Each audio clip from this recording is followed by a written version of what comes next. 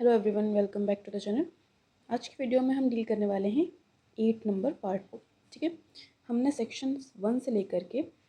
89 तक के प्रोविजंस को प्रीवियस वीडियोस में डील कर लिया है। अब हमारा पहला जो सेक्शन होने वाला है वो है 90। तो BNSS का हमने एक पूरा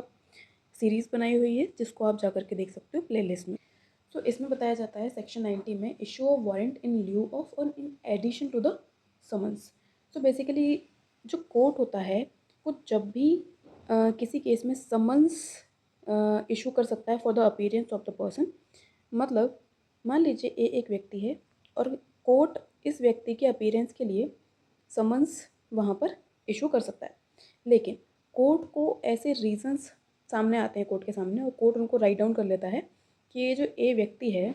वो व्यक्ति इस प्रकार का व्यक्ति है कि या तो फिर ये एब्सकॉन्ड कर जाएगा या तो फिर जो भी मैं समन भेजता हूँ ये ओबे नहीं करेगा, उसको मानेगा नहीं और यहाँ पर अपीयर नहीं होगा। तो जो रीजंस हैं उनको राइट डाउन करके समन्स को इशू करने से पहले या उसके बाद में, लेकिन जो टाइम फिक्स है फॉर द अपीयरेंस उससे पहले कोर्ट अगर रीज़न देखता है, रीज़न टू बिलीव आते हैं कोर्ट के सामने कि भाई वो एब्सकॉन्ड कर सकता है या फिर नहीं मानेगा उस समन को, तो वहाँ पर वो वारंट भी वहाँ पर उसके साथ में इशू कर देगा। और यदि वो फेल हो जाता है अपीयर होने से, ठीक है,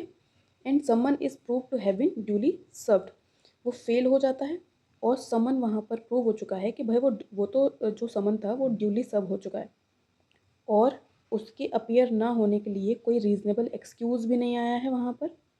तो उस केस में भी यहाँ पर वारंट इशू हो सकते हैं। इसके बाद आता है नेक्स्ट सेक्शन 91। सेक्शन 91 में हम देखते हैं पावर टू टेक बॉन्ड और bail bond for the appearance. जब एक व्यक्ति की अपीयरेंस के लिए कोर्ट इशू कर सकता है समन्स को और वारंट को या फिर उसकी अरेस्ट के लिए, तो अपीयरेंस या अरेस्ट के लिए कोर्ट का कोई भी ऑफिसर जो समन और वारंट को इशू कर सकता है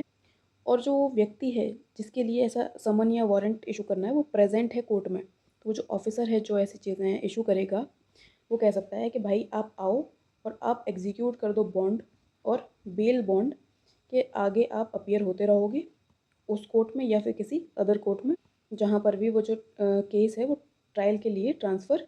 किया जाएगा उधर पर। इसके बाद आता है नेक्स्ट सेक्शन, सेक्शन 92। सेक्शन 92 में हम बात करते हैं arrest on breach of bond और bail bond for the appearance. ठीक है, जब एक व्यक्ति जो होता है वो बाउंड होता है बाय द बाउंड और बेल बॉन्ड अपीयर होने के लिए कोर्ट के सामने, लेकिन वो अपीयर नहीं होता है, तो जो भी ऑफिसर प्रिसाइड कर रहा है कोर्ट में, ठीक है,